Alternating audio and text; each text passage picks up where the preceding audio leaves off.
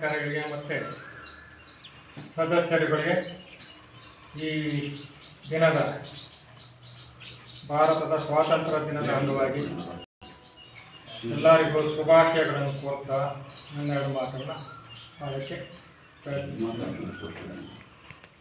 ಈ ದಿನ ದೇಶದಲ್ಲಿ ಎಲ್ಲ ಕಡೆ ಹಬ್ಬ ಆಚರಣೆ ಮಾಡ್ತಾ ಇದ್ದಾರೆ. ಇದು ಸಾಂಪ್ರದಾಯಿಕವಾಗಿ ಬಂದಿರತಕ್ಕಂಥ ಒಂದು ಪದ್ಧತಿ. ಆ ಪದ್ಧತಿಯಲ್ಲಿ ಇವತ್ತು ಕೂಡ ಎಲ್ಲ ಕಡೆನೂ ಈ ಹಬ್ಬ ಆಚರಣೆ ಮಾಡ್ತಾ ಇದ್ದಾರೆ. ನಮ್ಮ ಭಾರತ ಇಂದು ವಿಶ್ವದಲ್ಲಿ ಅತಿ ವೇಗವಾಗಿ ಬೆಳೆಯುತ್ತಿರ್ತಕ್ಕಂಥ ದೇಶಗಳಲ್ಲಿ ಮುಂಚೂಣಿಯಲ್ಲಿರ್ತಕ್ಕಂಥ ದೇಶ ಆಗಿದೆ. ನಮ್ಮ ದೇಶ ವಿವಿಧ ಜಾತಿ, ಧರ್ಮ, ಸಂಸ್ಕೃತಿ, ನಂಬಿಕೆಗಳ ಮೇಲೆ ನಿಂತಿರುವ ದೇಶವಾದರೂ ಎಲ್ಲರೂ ಒಟ್ಟಾಗಿ ವೈವಿಧ್ಯವಾದಂಥ ದೇಶವಾಗಿದೆ. ನಮ್ಮಲ್ಲಿ ಏಕತೆಯನ್ನು ಕಾಣುವ ದೇಶವಾಗಿದೆ. ವಿಶ್ವದ ಅತಿ ದೊಡ್ಡವಾದ ಪ್ರಜಾಪ್ರಭುತ್ವ ದೇಶ ಎಂಬುದು ನಮಗೆಲ್ಲ ತಿಳಿದಿರ್ತಕ್ಕಂಥ ವಿಚಾರ. ಹಾಗೂ ದೇಶಾದ್ಯಂತ ರಾಷ್ಟ್ರೀಯತೆ, ದೇಶಭಕ್ತಿ ಭಾವನೆ ಹೊತ್ತಿಸಲು ಸ್ವಾತಂತ್ರ್ಯ ದಿನಾಚರಣೆಯನ್ನು ಆಚರಿಸಲಾಗುತ್ತಿದೆ. ಮತ್ತೆ ಆತ್ಮೀಯರೇ, ಭಾರತಕ್ಕೆ ಸ್ವಾತಂತ್ರ್ಯ ಬ್ರಿಟಿಷರಿಂದ ಸ್ವಾತಂತ್ರ್ಯ ಸುಲಭವಾಗಿ ದೊರೆಯಲಿಲ್ಲ.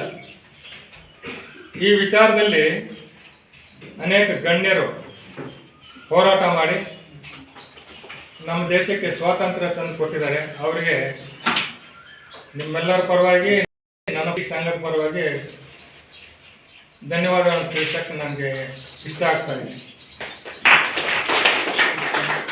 ಇದಕ್ಕಾಗಿ ಹಲವಾರು ವರ್ಷಗಳ ಹೋರಾಟವೇ ನಡೆದಿದೆ. ಭಾರತದ ಸ್ವಾತಂತ್ರ್ಯ ಇತಿಹಾಸಕ್ಕೆ ನಾವು ಇತಿಹಾಸವನ್ನು ಗಮನಿಸಿದರೆ ನಮಗೆ ಅದರ ಅರಿವು ಉಂಟಾಗುತ್ತದೆ. 200 ವರ್ಷಗಳ ಕಾಲ ಬ್ರಿಟಿಷರು ನಮ್ಮನ್ನು ಆಳ್ವಿಕೆ ಮಾಡಿ ಅವರು ಯಶಸ್ವಿ ಆದರು. ಮತ್ತು ಈ ಹೋರಾಟದಲ್ಲಿ ಚಂದ್ರಶೇಖರ್ ಆಜಾದ್, ಭಗತ್ ಸಿಂಗ್, ಮಹಾತ್ಮ ಗಾಂಧಿ ಹಾಗೂ ಇತರೆ ಮಹಾಪುರುಷರು ಹೋರಾಟ ಮಾಡಿದ್ದು. ಅದರ ಫಲ ಸ್ವಾತಂತ್ರ್ಯ ಭಾರತ ಅಂದಿನಿಂದ ತನ್ನದೇ ಆದ ಲಿಖಿತ ಸಂವಿಧಾನ ಬಾಬಾ ಅಂಬೇಡ್ಕರ್ ಅವರ ನೇತೃತ್ವದಲ್ಲಿ ರಚನೆ ಆಗಿದೆ.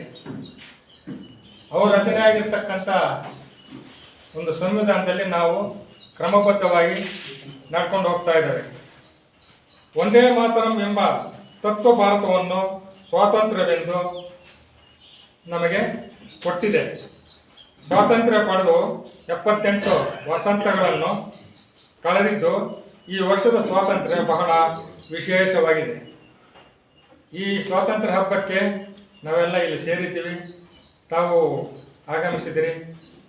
ಈ ಕಾರ್ಯಕ್ರಮ ಯಶಸ್ವಿಯಾಗಿ ತಾವು ನಡೆಸ್ಕೊಟ್ಟಿದ್ದಕ್ಕೆ ತಮ್ಮೆಲ್ಲರಿಗೂ ನನ್ನ ಧನ್ಯವಾದಗಳನ್ನು ತಿಳಿಸ್ತಾ ಈ 2 ಮಾತುಗಳನ್ನು ಆಡೋದಕ್ಕೆ ಅವಕಾಶ ಕೊಟ್ಟಿದ್ದೀರಿ. ನಮಗೆಲ್ಲರಿಗೂ ನನ್ನ ನಮಸ್ಕಾರ.